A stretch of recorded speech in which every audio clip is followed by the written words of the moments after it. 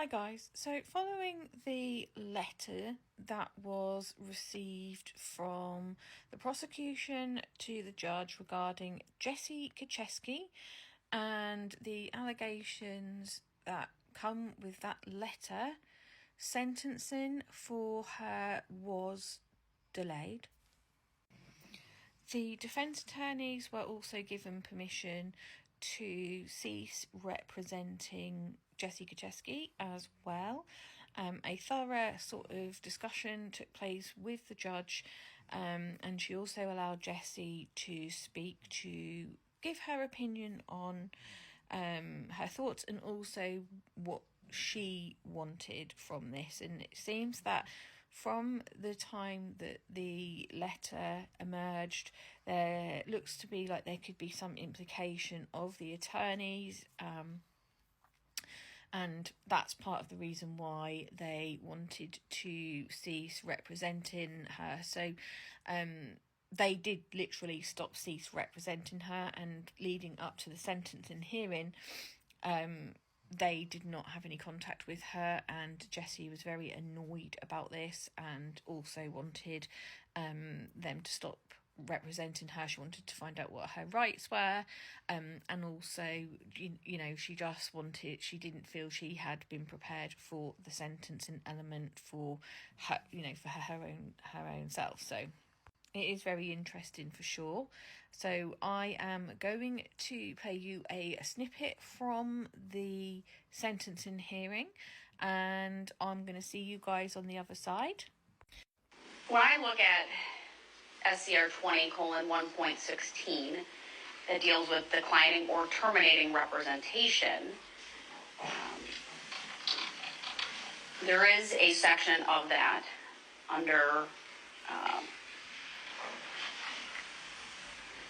a little bit kind of odd how it's numbered, but there's a small a at the beginning, and then subs 1, 2, 3, and then under 3, there's in parentheses a B, which I believe is the provision for which both of you are seeking to withdraw, that states, except as stated in paragraph sub C, a lawyer may withdraw from representing a client if 1, withdrawal can be accomplished without material adverse effect on the interests of the client. 2, the client persists in a course of action involving the lawyer's services that the lawyer reasonably believes is criminal or fraudulent. 3, the client has used the lawyer's services to perpetuate a crime or fraud. 4, the client insists upon taking action that the lawyer considers repugnant or with which the lawyer has a fundamental disagreement. And if you look further down, there's an or. So it's not that all of these things need to be shown, it's an or. I mean, I don't have the benefit of knowing the basis for what you think is the conflict, other than there's this letter.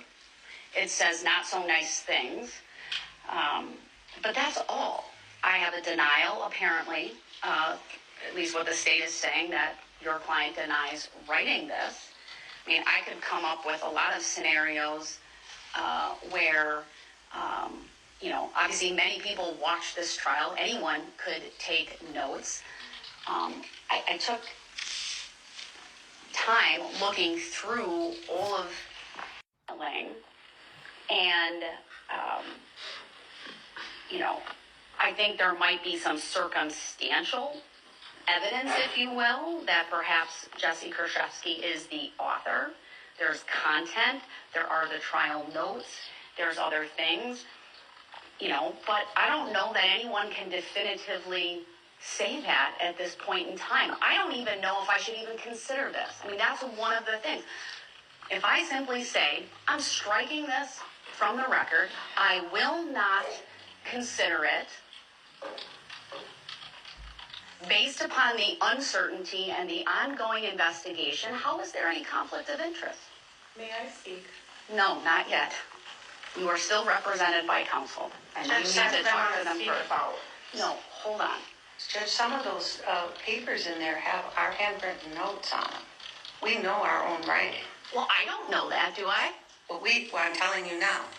But see, that's where an affidavit would have been really, really helpful. Could have been filed under seal. Could have given me more information and avoid what I'm doing here in court on the record.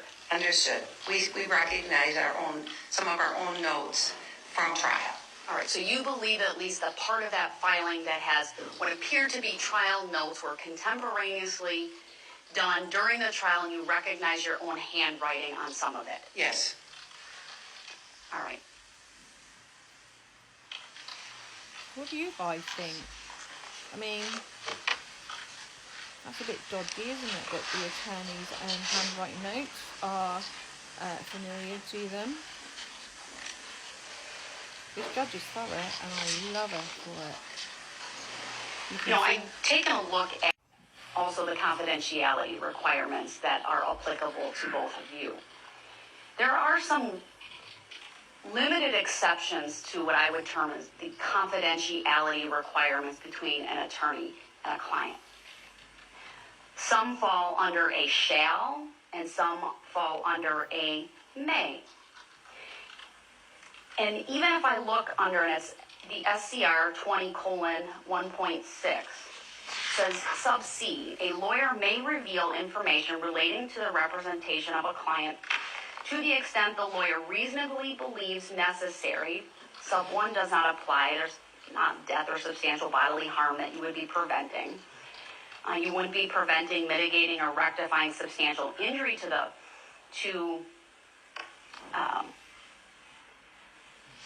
another person.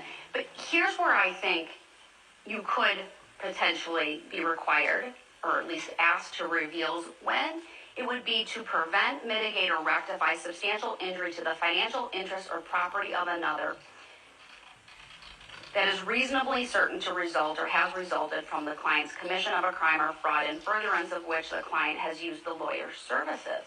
Even if you believe there's some unwitting use of your services, the fact that part of these crimes for which your client now stands convicted involves theft from the estate and there's a pending probate case, I think one could argue that Very thorough, Judge. what's in this letter, if true, I think for purposes of the motion, I have to assume that it's true. I don't think I'm going to give you all the benefit. It's just for purposes of the withdrawal, Ms. Kurczewski. Right? Your attorneys have asked to withdraw. I have to base it on some facts. And Jessy is not. I haven't had is this week, not though, and I allowed. need to be able to Ms. say that.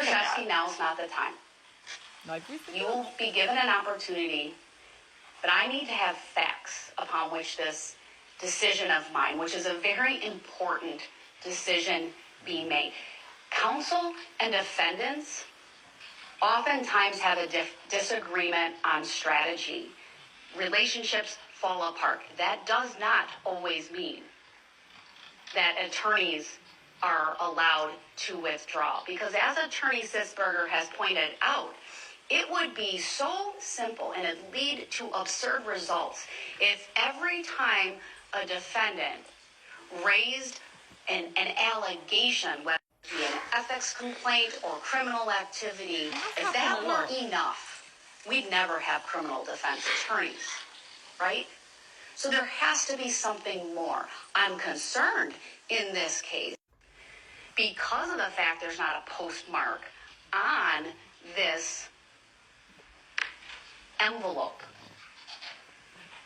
And I'm concerned that there is an ongoing investigation as to whether it came from the jail, whether it came from you or someone else.